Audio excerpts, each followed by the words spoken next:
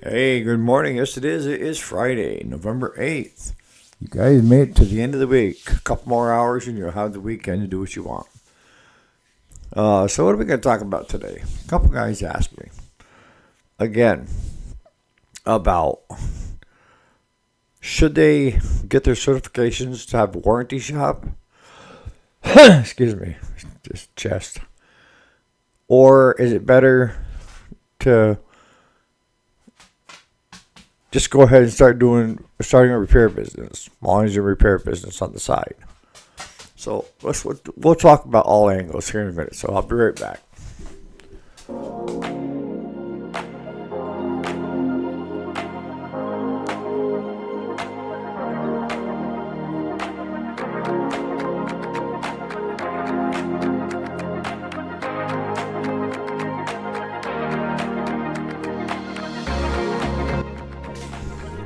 Alrighty, welcome back to the channel. My name is Eric, if you didn't already know it, and this is the weekday, Monday through Friday. Today's Friday, November 8th, and it's available on podcast as well. Bear with me, is trying to do what I can, putting Vicks on, everything else. But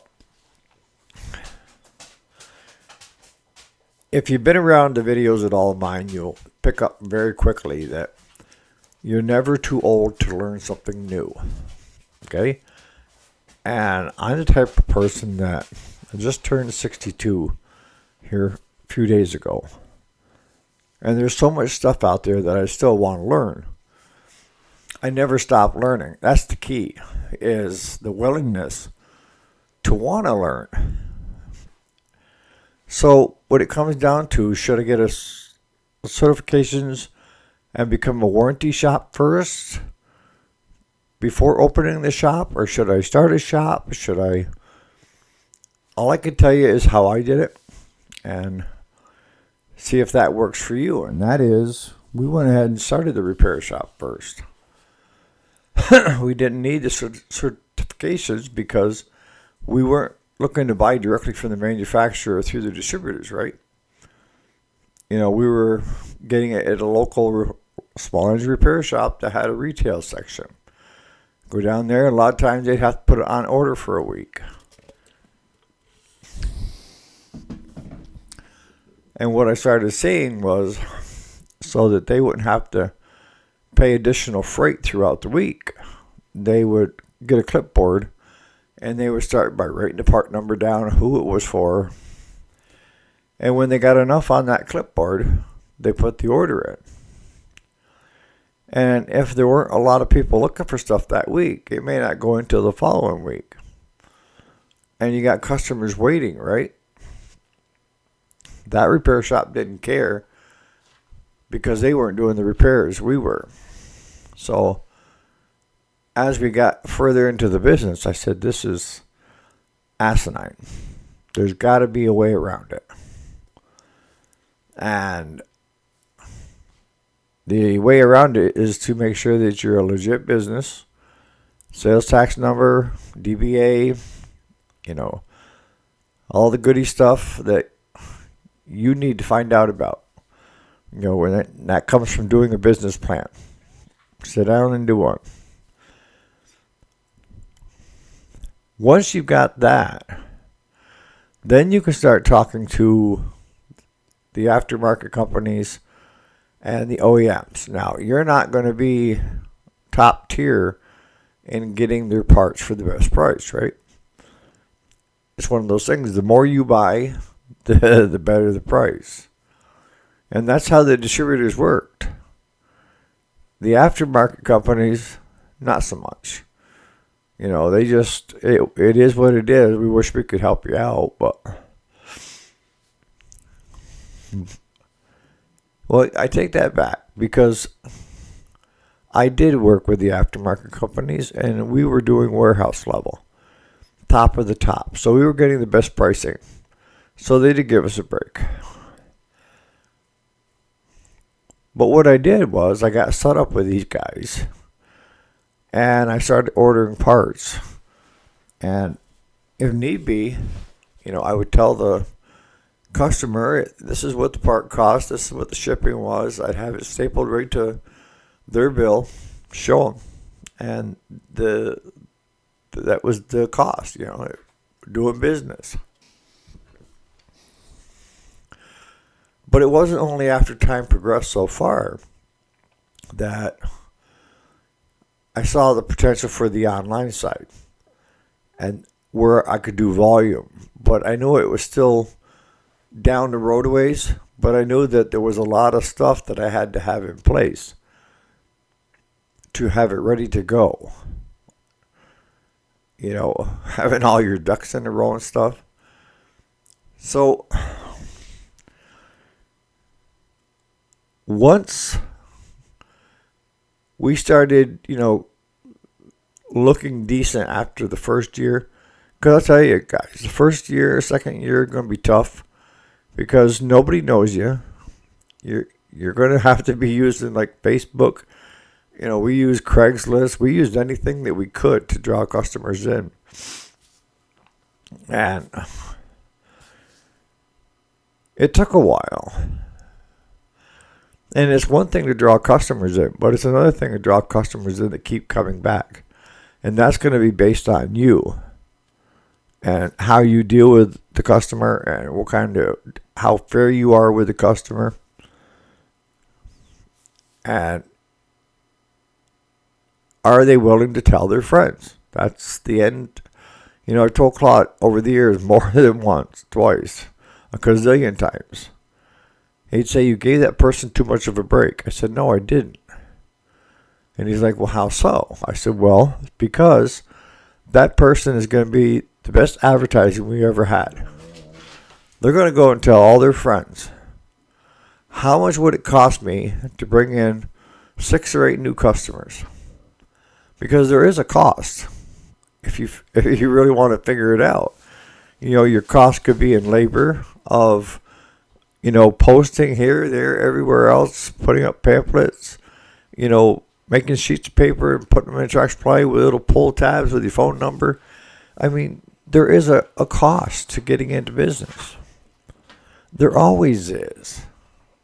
And if you're using radio, TV, and that, I never saw the return on my investment with that.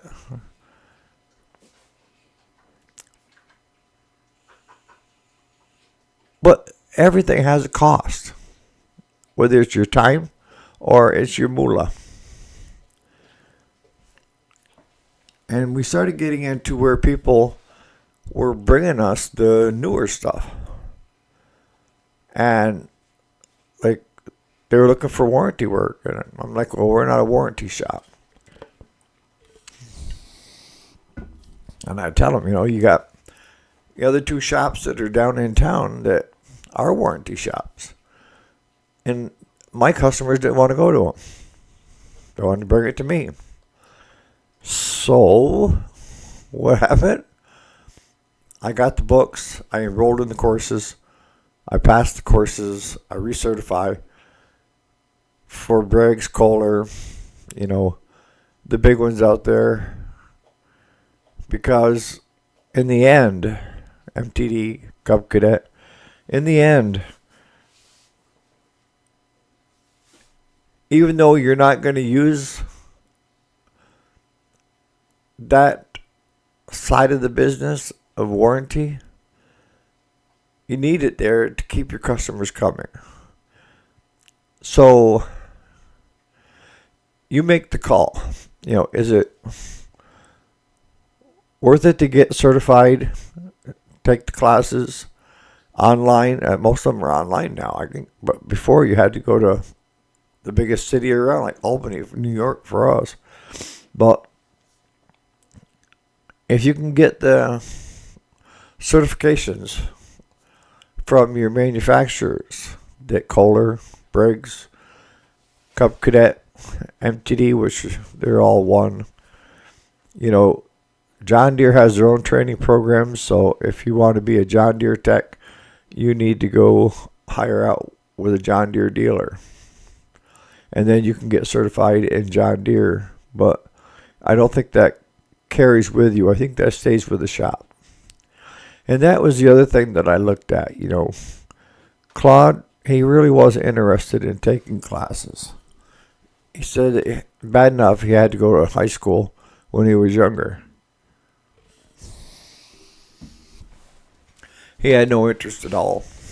So I was juggling that in college at the same time. But I was doing the buying the textbooks, reading the textbooks, testing out, taking the sample tests, only because it brought the customer to the shop. Now, what do I mean by it brought the customer to the shop? Well, we have warranty signs all over our business. And in past videos, I've told you, better than 95% of the stuff that comes into my shop is non-warranty. Customer thinks it's warranty, but it's non-warranty. It's either stupidity, it's not taking the time to read the directions, the owner's manual of, let's say, a weed eater. It's a 4-stroke, to put oil in it first before you put gas and fire it up. Takes all kinds. And that warranty does not cover you if you're not operating it correctly.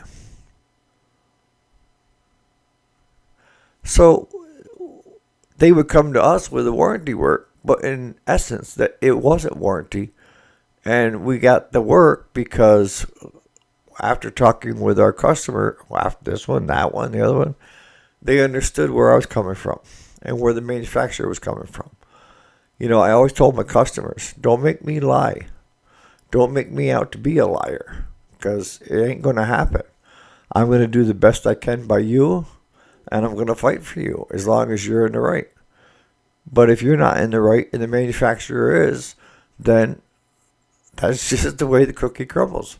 I will fight for the manufacturer and explain why it is the way it is. It says against defects, not against running lawnmowers into the side of the buildings. It's not forgetting to add oil to a 4-stroke handheld equipment. Nah, it's forgetting to use mixed gas on a 2-stroke and pouring straight gas in it and thinking that it should be under warranty. Running over things in the yard and burning belts up. The list goes on. But in the end,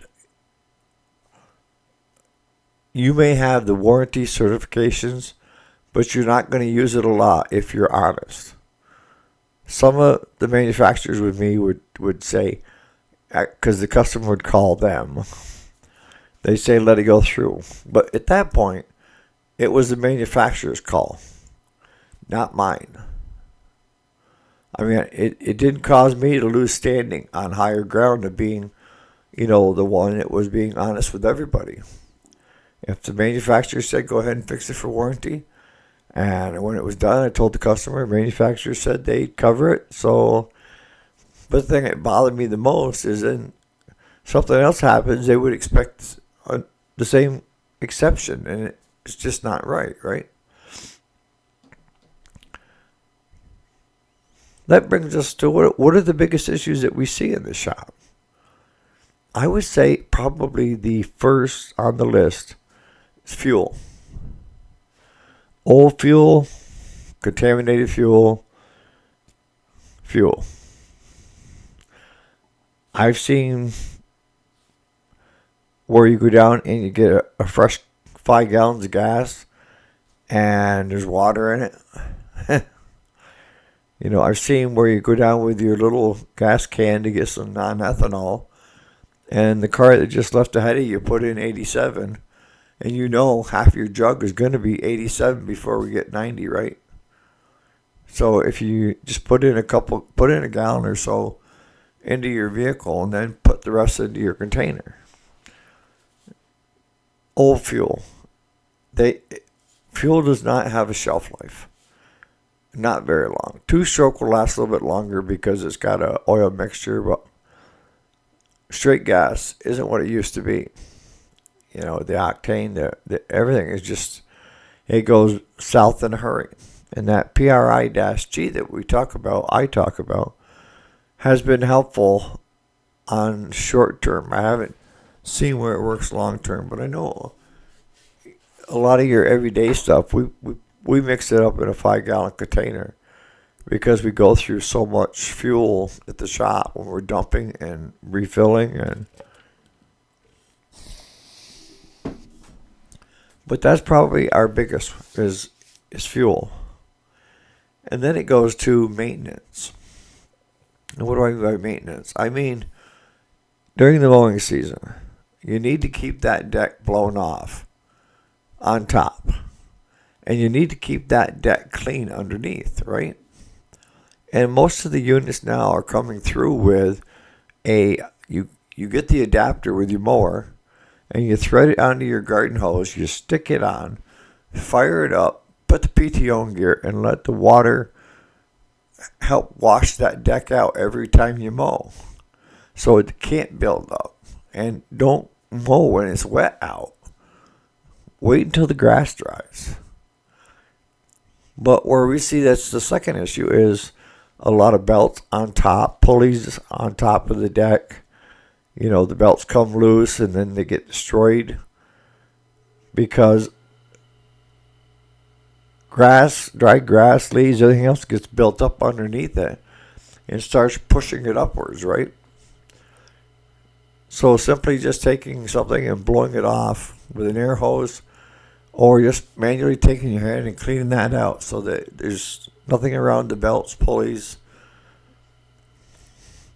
Third would be maintenance. What do I mean by maintenance? I mean making sure that it's greased, you know, your spindle pulleys and stuff on the deck, that your fluids are up to where they should be, your hydraulic transmissions. If you take it to us, a repair shop, then we're going to make sure it is up because we check all that stuff in our basic service. So that most of my customers don't have to worry about the maintenance side. If I'm seeing it every year, they're all right. But it's the ones that keep it 4 or 5 years, never change the oil on it, and they wonder why it's having problems, overheating because they haven't pressure washed the engine at all. You know, that's part of maintenance. If we see where it starts to build up with oil and dirt on the actual engine itself, we will pop the hood off and pressure wash that to keep it from getting hot. You know, it'll keep it cooler with the aluminum fins, right? So that'd be the third would be, you know, just standard maintenance. Warranty is still number 10, way down there is what I'm getting at. I'm working my way down, but if you have the time, I think it's worthwhile to do it and get it underneath your belt. But if you're playing that game of trying to get started up with the small repair shop part-time and working full-time, you may want to hold off on the certification until you can get your things set up because you're not going to be doing warranty work anyways, right? You're going to be given the skills of how to fix stuff, but hell, YouTube is a great place to find, you know, a way to fix things. There's a lot of them that are doing it right and showing it right. I mean, there's a lot of them that aren't, but you got to pick and choose and find the one that makes sense. And I'm going to start finishing this up, but, you know, the few of you there that have asked, you know, about getting hooked up with, like, being a service center for, like, Tractor Supply, Walmart, and you are going to have to be certified. You do need those certificates. And why do I say that? Because the retailers are going to try to tell you that everything is warranty. You know, Tractor Supply is well known for selling a unit, a riding lawnmower, and it goes out, and the customer after a week or two isn't happy with it, brings it back to the store. Now the store's got it, and they call us, we go pick it up.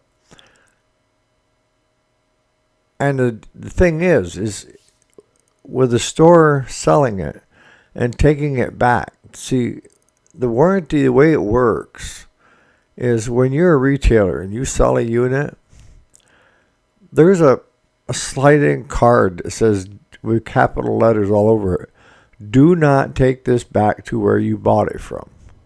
Call this 1-800 number and we will direct you to the closest warranty service center in your area.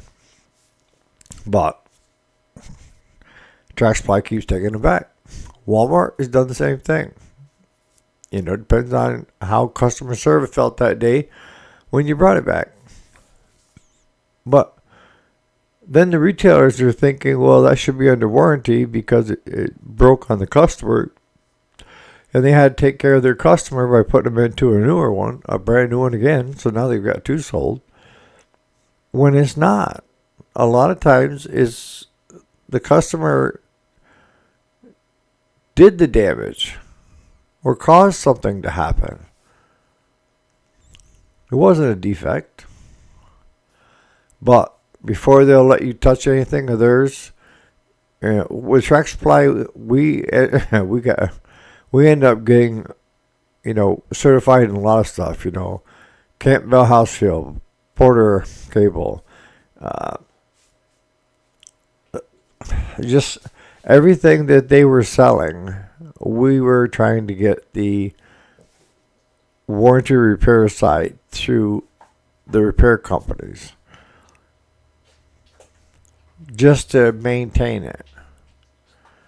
Sometimes it wasn't worth it, but I'm telling you right now, if you want to do business with them, you want to do like a service type thing, you are going to need to be certified. Yep. They're going to expect that. They're going to expect you to run it through warranty. Don't let them buffalo you. If it's warranty, it's warranty. If it's not, it's not. Call a spade a spade. On that note, you guys have a great Friday, and we'll catch you here bright and early Monday morning for another edition of the weekday. Have a great weekend.